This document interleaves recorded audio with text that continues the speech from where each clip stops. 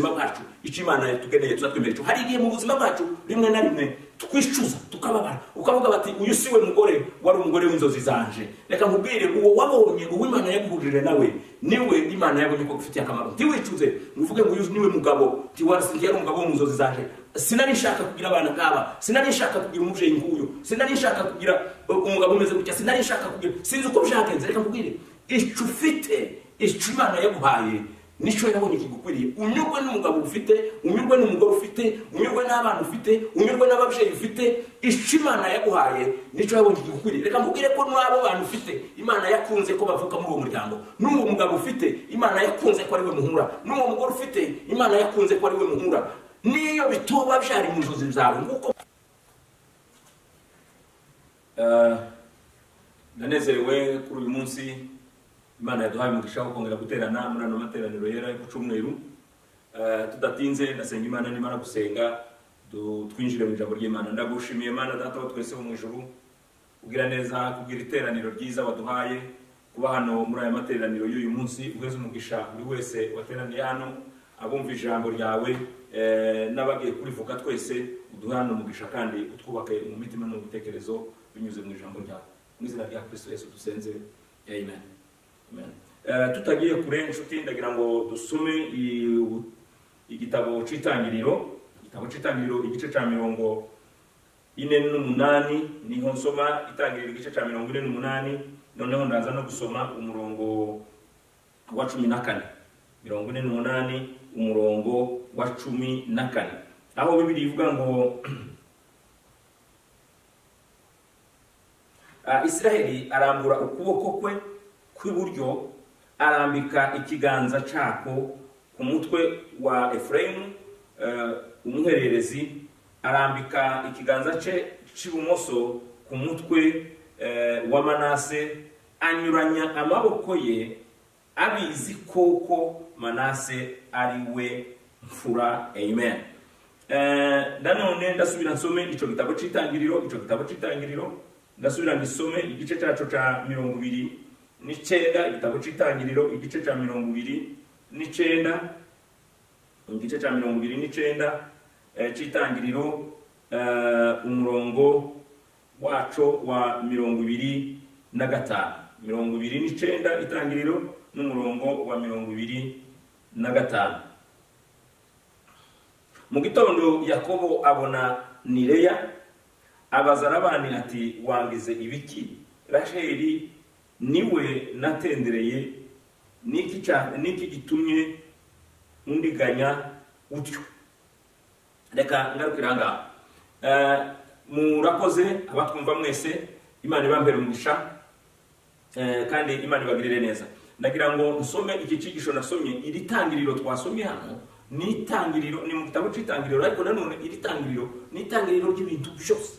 Ibintu byose tubona ku isi uko byatangiye nuko byagenze tubibona hano mu itangiriro. Iri tangiriro niho tubona Imana Bibiliya ivuga ngo irema ijuru, irema n'isi. Ni itangiriro ry'ijuru ni itangiriro ry'isi. Ni muri iki gitabo c'itangiriro. Nanone kandi muri iki gitabo c'itangiriro ikindi kintu kirimo c'ingenzi gikomeye nuko dusanga neza ko ni naho umuntu yaremewe. Bibiliya iravuga ngo Imana iravuga ngo tureme umuntu, ifata igitaka irakibumba irukoramo umuntu, imuhumekeramo umwuka w'ubugingo. Ibyanditswe biravuga ngo agira ubugingo, aba umuntu w'ubugingo buzima. Noneho mu Giswahili bazavuga ngo akawa nafsi hai, noneho aba ubugingo buzima. Aho ngaho Imana iramurema. Uzabona muri Bibiliya Imana itangira kwishima ibonye ibintu byose. Bibiliya uzagenda usoma aho hantu bazavuga ngo imaze kurema ibi ibona ko ari byiza, ibishizeho umuco n'umwijima ibona ko ari byiza, imaze gushiraho umuntu ibona ko ari byiza. Itangira kuganira n'umuntu. Ibyo biti ntibaganiriye. Amabuye yari yaremye inyanja, amafi, ibiguruka, inyoni n'inyamaswa ntiba, ariko ubona ukuntu Imana itangiye kuganira n'umuntu. Imana itangira kuganira na Adamu, imubwira icyo agiye gukora, imuheza inshingano zo gukora muri Edeni. Imana irabirangiza. Ibyo byose turabibona hano muri iki gitabo c'itangiriro. Noneho muri iki gitabo c'itangiriro nanone kandi naho dusubira kubona bwa busabane bw'umuntu n'Imana buza gupfa. Ubusabane bw'umuntu n'Imana burapfa. kwa kundi bwapfuye. Nanone kandi muri ico gitabo Imana ishiraho n'umugambi ikora n'uburyo bwo gusubira kugarura ubusabane bw'umuntu kandi n'Imana. Aho iyo ugiye sinzinda cyane tuje mu bice bya 6 umuntu abaye umugome, ubugome bubaye ku isi, baremye umwuzure, gahunda z'umwuzure. Imana ivuze ko ugiye kurimbuza isi umwuzure, ibyo biraba birarangira. Ndiko ndavuga iki gitabo cy'Itangiriro. Ariko nituguma kugenda mu gice cya 12 Imana irasubira ihamagara umugabo bita Ibrahimu.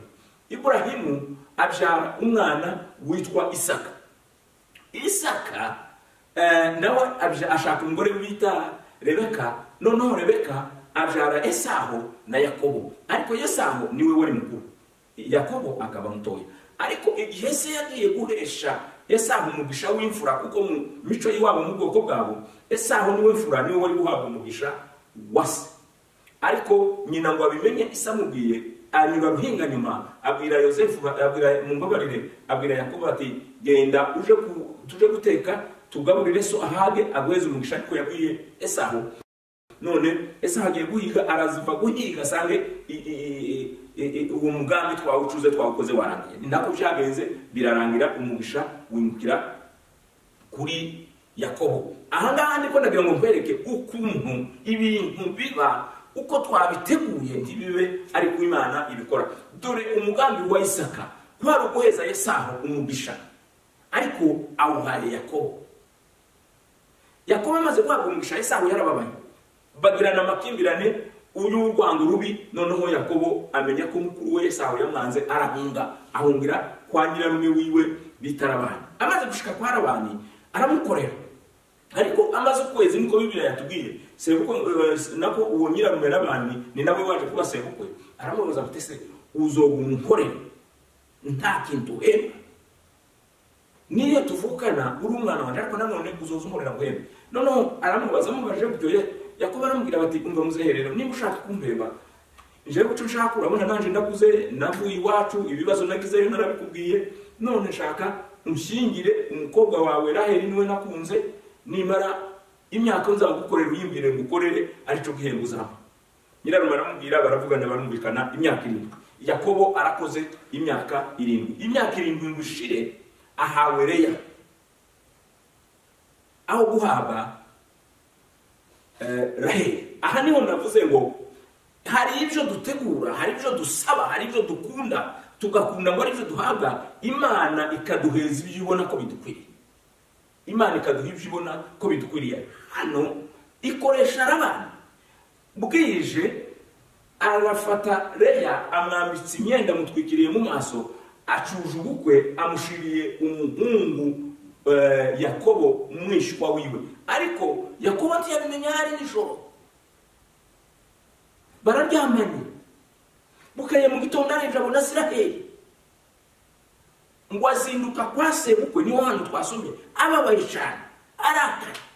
Aravuga bati muze ibo nkoreye nibiki, ni gute wondiganya bigeze ahangaha?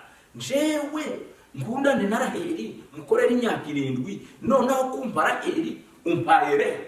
Aramubwira sebukwe, umvisha mwembi, yaramubwiye ngo mu gihugu cyacu, mu muco wacu, ntituza dufata umukobwa muto ngo tumunyuze kuri mukuru wiwe. Nico gituma mu bwami bw'Imana cyangwa se mu nzira y'Imana ihaye kwigisha, Imana ntigutarutsije ibyigishwa ngo zikora, ibanza gufata ikikukwiriye akaba arico iguha. Nico hano cabaye. Noneho Yakobo arababara, sebukwe aramubwira ati ntubabare, nimba ushaka na Raheli usubire ukora indi myaka 7. Yakobo aravuga bati ico ntaco bimbwiye, afa kuba ari Raheli, nayo arongera arayikora. Ariko amaze kuyikora haba urwango rukomeye. Yakobo yanga Leya, ibyo simbisha mu gice cya 29 urabibona. Akunda Raheli, aramukundwa akaza, ariko Imana izimenye ibidukwiriye. Raheli no mu mugambi wa Ibrahimu, mu rujaro rwe ko hazavamo umusenyi, hakabamo urujaro rwinshi rungana n'inyenyeri. Akenshi bashaka kuvuga ko umusenyi n'abana batizera, ariko urujaro rwawe ruzangana n'inyenyeri zo mu kirere, ni urujaro rwizera, ariko rwavagamo bene Yakobo. Naho bene Esahu bagereranywa n'urujaro rw'umusenyi, ariko reka mvuge bene Yakobo bagereranywa n'ubwinshi bw'inyenyeri zo mu kirere. Noneho Bibiliya iravuga ngo ahabwa Leya, ariko ariko Imana izireba yari yamenye ko muri Leya ariho hari umusaruro ukomeye umukwiriye kandi uzabyara abana benshi kandi ufite imyaka yo kubaho cyane. Ni nawe mugore yashatse, ni nawe barinze basaza. Aho uyu Raheli yaramushatse aranagumba amara imyaka abura abana.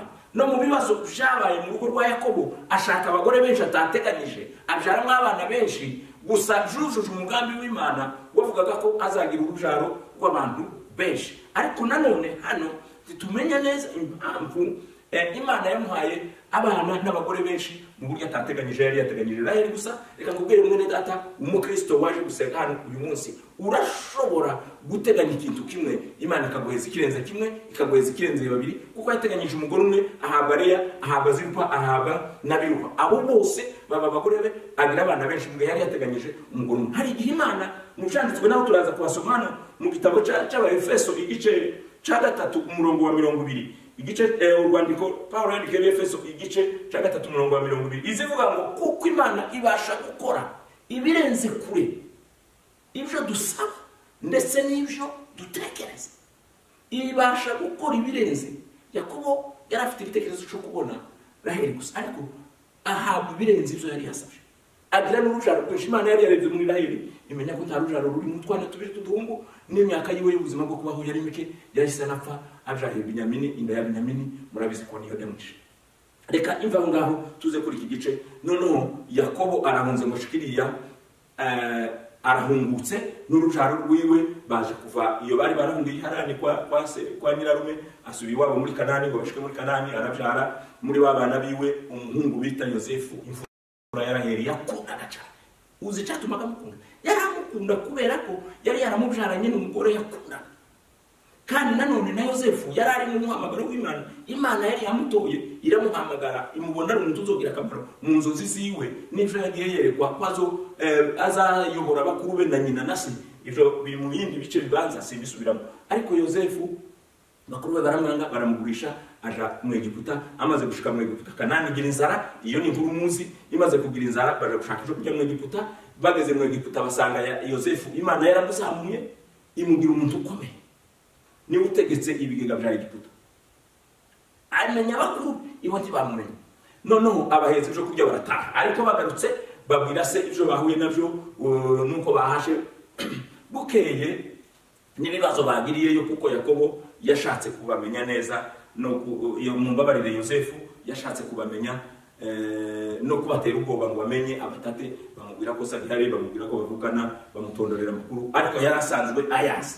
Noneho igihe kireza kugera, Yakobo n'urubyaro rwe bose bimukira mu Egiputa, basanga Yosefu. Amaze gushika mu Egiputa basanga Yosefu ubwe yashatse umukobwa w'umunyegiputa, amubyaraho abana babiri b'abahungu.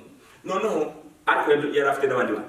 Noneho abo bana babiri ngo buce Yakobo amaze gusaza abwira abantu bati mugende mungirire Yosefu, ndashaje, ndarwaye, ndabona iminsi yanje yo kubaho ari mike. Baragenda babwira Yosefu. Yosefu ngo aze kuza azana n'abahungu biwe babiri, Efraimu na Manase. Manase ni imfura, Efraimu niwe wari mutoya. Noneho araza ngo shike Isa amubwira amakuru, amubwira ukuntu yakundanye na nyina, amubwira ukuntu nyina yari umugore wo ku mutima wiwe yakundaga, amubwira ukuntu yamujaye, amubwira ibyago byamubaye. Aravuga bati sinari mbizi ko amaso yanjye azongera kukubona, none dore mbonye n'abana ba. Ariko ngize umugisha. Yakobo asengera Yosefu umugisha, ngo arangize gusengera Yosefu umugisha, azanye n'abana biwe abashize imbere ya se. Aramubwira bati data, pera n'aba bana umugisha. Ureke mubwire, ni inshingano z'umubyeyi, ni inshingano z'umuntu wabyaye guhesha abana bawe umugisha. Abana bawe basengere, barambikeho ibiganza bahesha umugisha, kuko umugisha utanga umubyeyi uzakurikira urubyaro rwawe. Warabyaye ndabizi, ufite abana ndabizi, uri umubyeyi ndabizi. Titugaburira abana gusa ibyo kurya ngo tubambike imyenda gusa. Reka dufate n'abana bacu barambikeho ibiganza byawe. Ibiganza by'umubyeyi bigira umugisha.